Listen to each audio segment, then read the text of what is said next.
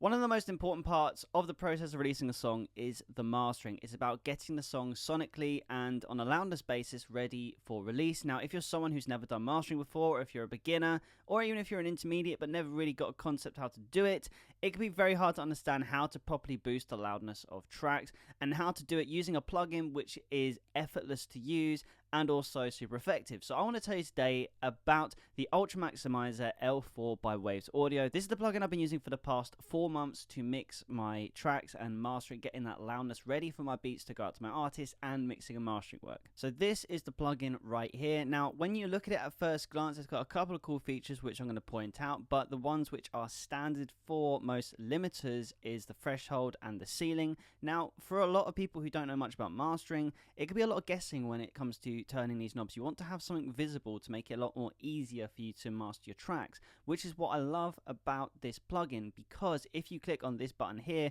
you get a visual representation of the audio of your track. Okay, firstly, before we see this plugin in action, I've just reset all of the parameters on it, and we need to see what the LUFS is, because for those of you who know a little bit about mixing and mastering, the LUFS is very important because it indicates the correct amount of loudness that the track needs for streaming platforms. Now, a lot of people have different opinions on what it wants. Some people say that Spotify, you want it at -12. Other people say 8, 9, 10. I feel like there's a lot of preference involved, especially when it comes to like listening devices. But we can see now in real time, very easily, all in one place, what the loudness of our track is. So let's have a play around with this plugin and see what happens.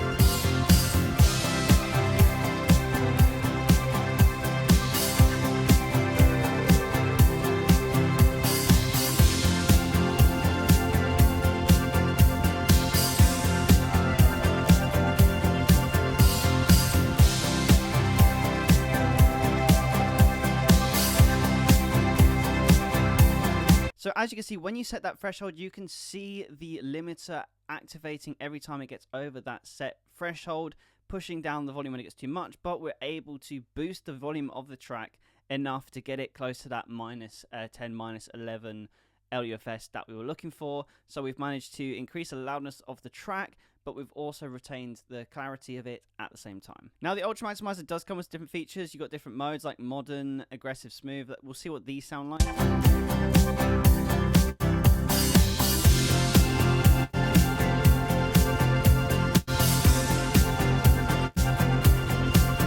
And of course, it wouldn't be a plugin without its presets. Let's have a quick check at some of the presets and see what they're doing to the track.